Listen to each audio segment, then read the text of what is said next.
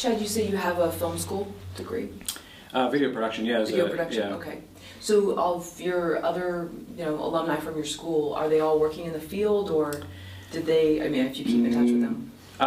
There's Classmates? not classmates, because it was a video production, also graphic design, so they mostly went into graphic design, which I have some experience in, but like all the art for the show is done by me.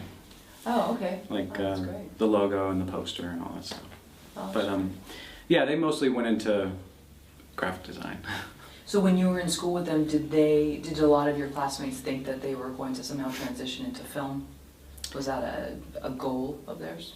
No. It wasn't. It was no, just graphic design. Yeah. And I was mostly the one that just sort of, I wanted to go in that area. You did? Mm-hmm. Yeah, they had that portion of the school for video production, and that's what I really, went towards. Mm-hmm. Yeah. And then for you, do you have a theater? Yeah. I graduated with a degree in theater from University of Maryland. Oh, great. Okay. Yeah, sort of put all my eggs in that basket. And same thing for you. Do you notice that a lot of the people that you went to school with are either out here or in New York or Chicago or something doing theater, or?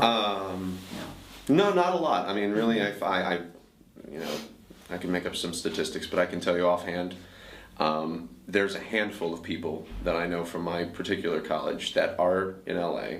Some did theater, but they did it in the crew capacity, and so they're, getting into the Directors Guild or whatever. Other people, they are successful, and you can see them on TV. Other people took the New York route, and they actually, I know one guy who, he wrote a musical, and it was on Broadway. Unfortunately, didn't do very well, so it was only on Broadway for like a week. But still, it was on Broadway.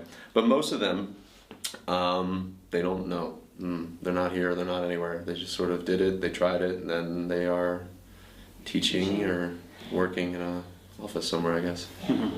Yeah, that's sort of what happens though. It's an easy thing to get into and a hard thing to persist with. So yeah. And do you think it's really just the money and the stability that changes people's course like that? Because I know a lot of people too that have incredible degrees. And I think it's drive. Drive? Yeah, because you really gotta. If you're gonna make anything, you just gotta have that drive to push it, regardless. Of anything, of any setbacks. We had some setbacks on the set of the first season, and it was just one of those things where I knew I was just going to get it done, and you just have to get it done. Yeah, you have to want something bad enough, and I think that it's easy to think you want something. It's really hard to want something, and I think whether it's in performance or in production or design or anything creative, going through the steps when you're young and trying to learn it and going through the institution, you're enamored with the idea of something, but then when you actually have to get your hands in it and you're like, oh, this is so much harder than I thought it was going to be. I want to do this instead because I just show up and punch a clock and then I can live. You get your stipend. Yeah, so it's much easier for a lot of people to sort of, and then there's disillusionment along the way and things, and then I'm sure there's a lot of factors, but I think drive is it. Drive is it. Yeah. And do you think that drive comes from being really hungry for stuff? Like, I know the people that I know, maybe they just weren't hungry enough because things were too comfortable for them. Yeah, I think that could be a factor. Sure. I think you actually said something to me the other day. I'm going to paraphrase it, but you'll probably remember. But you're saying that.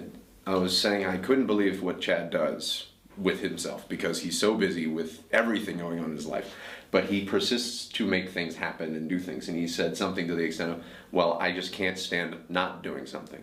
Yeah. That's a great example of it. Just like, if you can't, it's the cliche thing, but if you can't see yourself doing something else, that's pretty good. That's a good indicator because that, if you know what you need to do. Yeah. So it's those things. It's like, that sums it up for me. Yeah. What he said.